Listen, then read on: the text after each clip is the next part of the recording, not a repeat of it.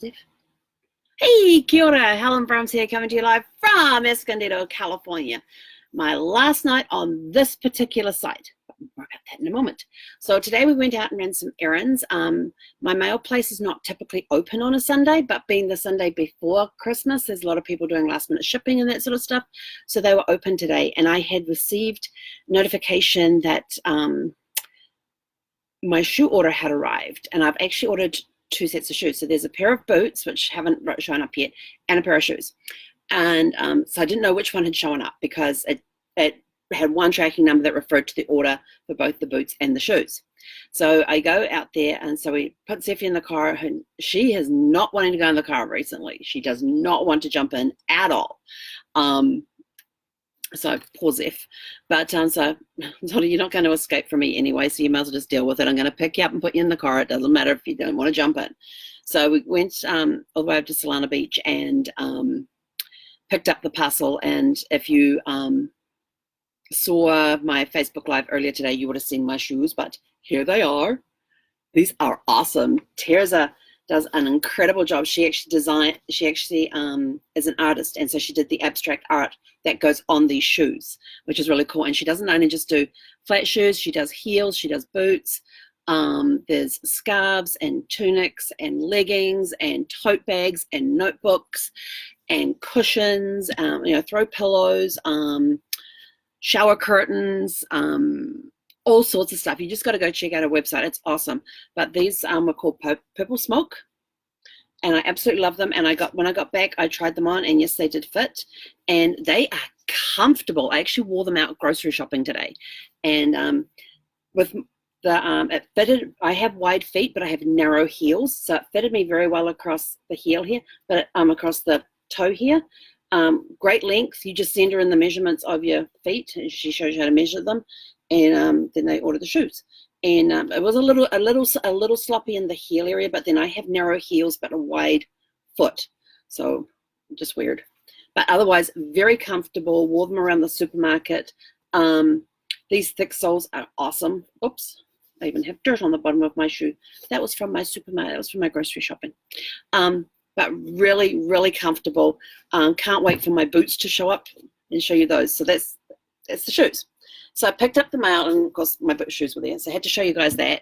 Then when I got home, there was a package there from my friends Jason and Brittany Eby, and I opened it up. It was a soft, squishy package. Opened it up, and inside was this really cool t-shirt. Don't let anyone steal your sparkle. So thank you guys so much for that. I haven't tried on yet, but man, this is a soft shirt. This shirt's going to get worn a lot because it's one of those nice, comfy, soft t-shirts. So don't let anyone dull your sparkle. Definitely not going to happen. And I've decided I'm actually going to wear this on Christmas Day. It's meant to be like 50 something degrees here in San Diego on Christmas Day. Go figure, like 53 or something. So I'm figuring I might put my red long sleeve t-shirt on underneath that for the Christmas color, and then just put this one on over top because it's sparkles. Christmas is all about sparkles. So yeah, so got my cool, love my shoes. Got my cool shoes. Can't wait for the boots to arrive. So what else happened today? And before we left, I stopped off at the office because they had sent me a confirmation for my moving around the sites starting tomorrow. So I was meant to go to the largest site tomorrow for the night, and then move to another site for the next month. And they had put the wrong dates in there. So I went up to the office and I said, hey, we've got the wrong dates here. What's going on? He says, well, actually, we can move you to this particular site here tomorrow, which is just a bit further down from the one you're going to on Tuesday, and you can stay there for the whole month.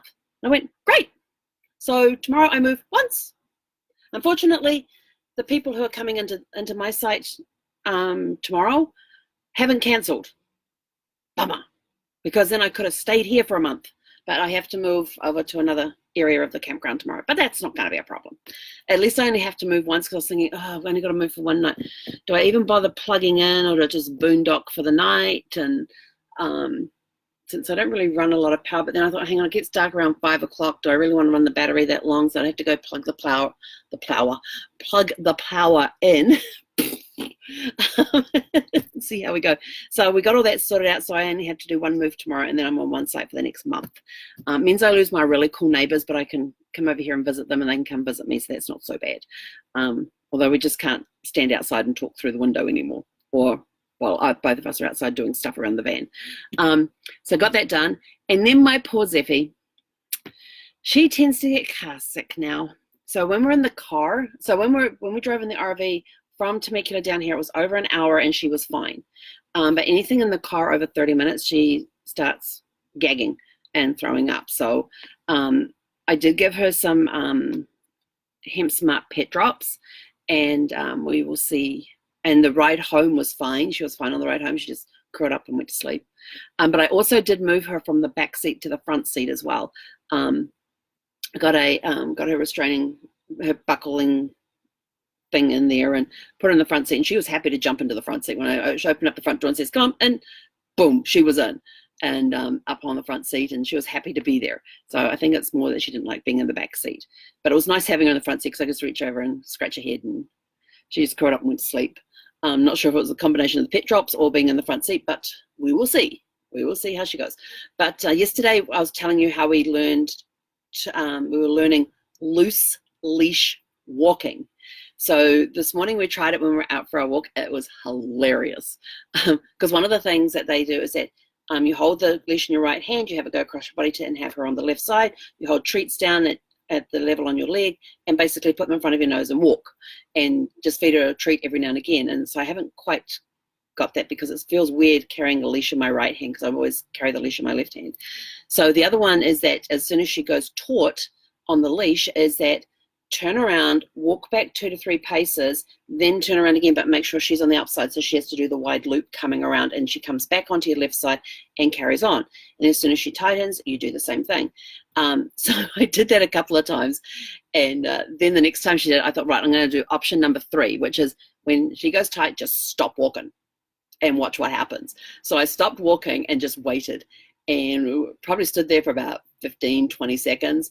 And she's like looking around like, what's going on? And then she sort of like, you can almost see her go, and she walks in the circle on the end of the leash, walks in the circle. And as she's walking around the circle, the leash is getting looser and looser and looser until she gets beside me, and then we both start walking off.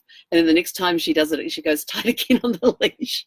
Again, she just goes and she just walks herself in the circle, and off we go again. So she's actually, but today, when I was walking her this afternoon, we went to Solana because we're in Solana Beach picking up the stuff from the mailbox.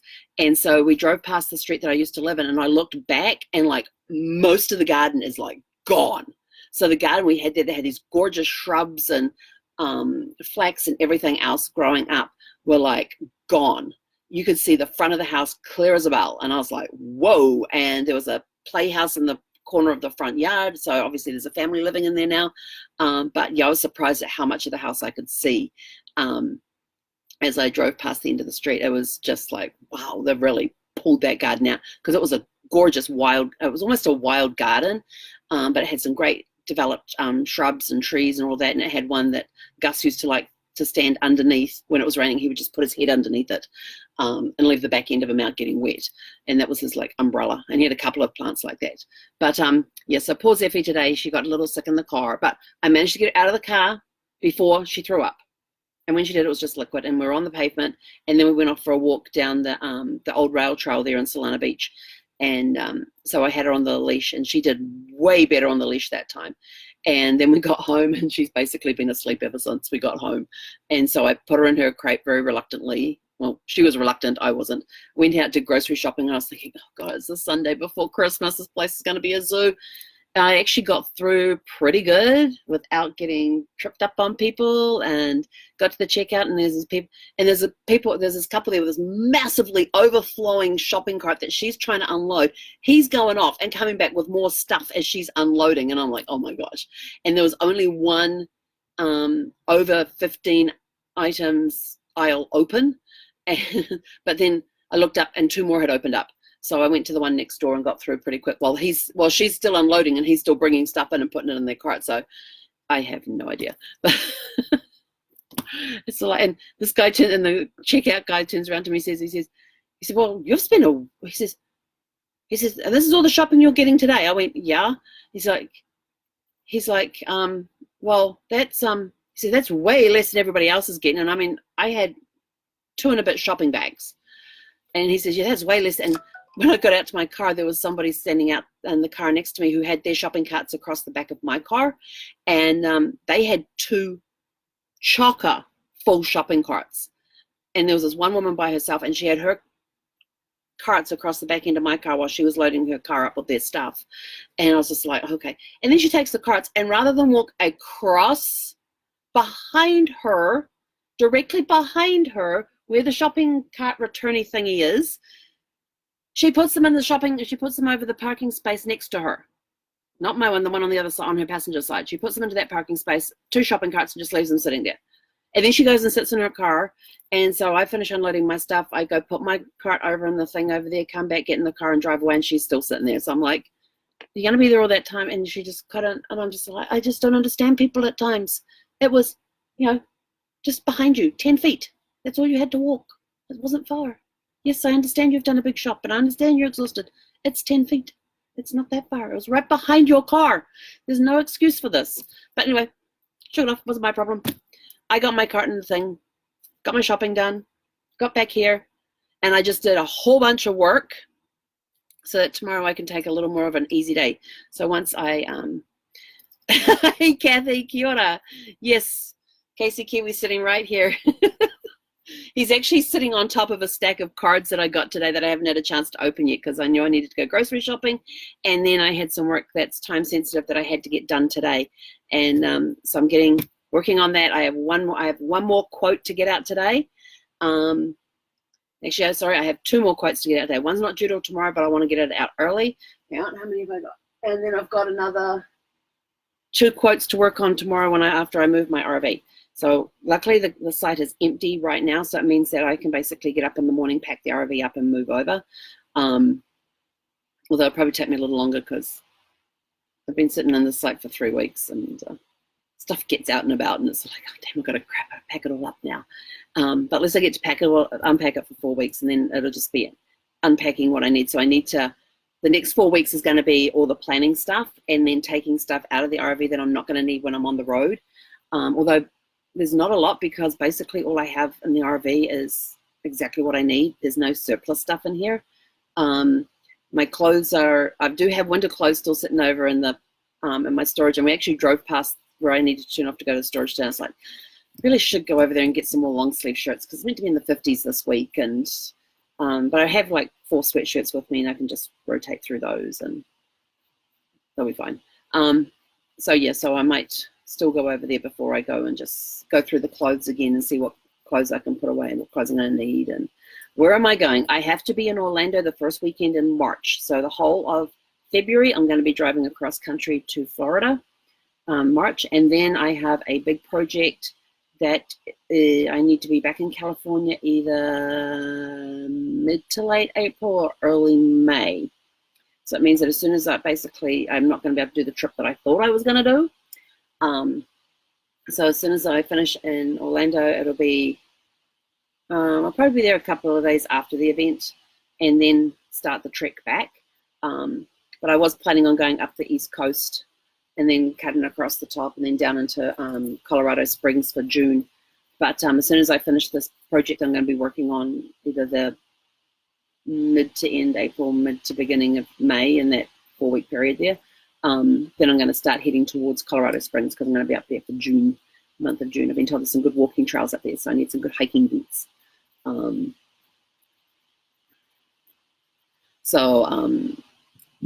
No, it's not. Kathy, it's not. So you don't need to worry about that. But anyway, it's a big project that I can't talk about. So, but I can tell you it's not what you think it is, Kathy.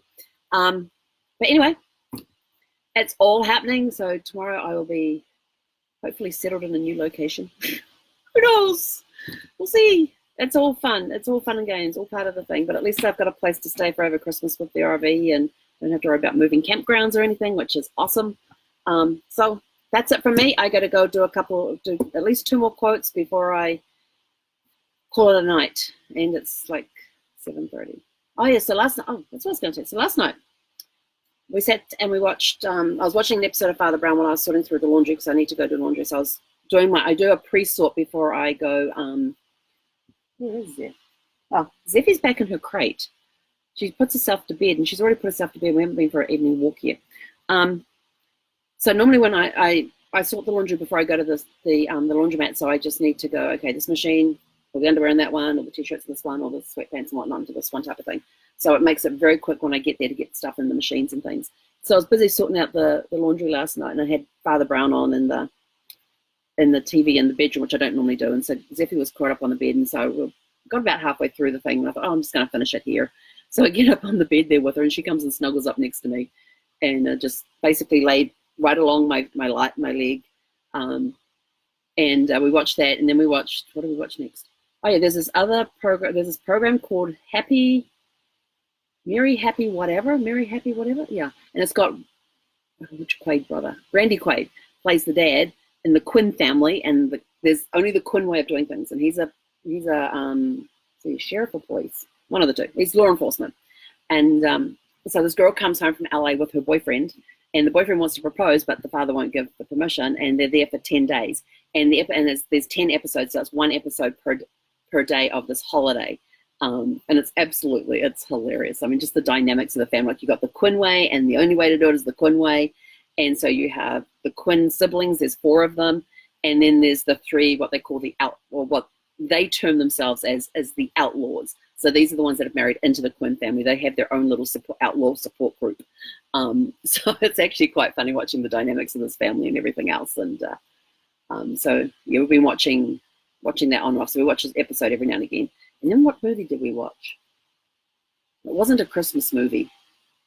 I don't even remember what movie I watched. But then at the end of the movie, I said to Zephy, I says, come on, bedtime. So she stands up and she stretches, and then she turns 90 degrees and lays down and goes back to sleep. I'm like, yeah, no, not happening. So whenever I tell her crate, she'll go and lay on the couch, or she'll go lay on the bed, or she'll lay on the floor, but she will not go into her crate. So I'm trying to think of names. I've tried bed, but then she gets confused with the other one. So I'm sticking with crate, and yeah. If I tell her crate, she goes somewhere else and lays down. It's like, yeah, I'm not going in there. Yet, like right now, she's put herself to bed. She's put herself in her crate. She's snuggled up in there. We've got this big nice cover over the top of it for her. Got an extra blanket in there for her so she can snuggle up in that. And she put herself to bed, it was like 2 hours ago. But she got up just before I got on the live and came and had some food to eat and something to drink and went back into the crate. Crazy dog. She won't go in there when you ask her, but she'll go in there when she wants to. But it's all part of the fun and the training and learning and everything else. And she actually, all I can see is her ears sticking up above the blanket that she has at the front of her crate.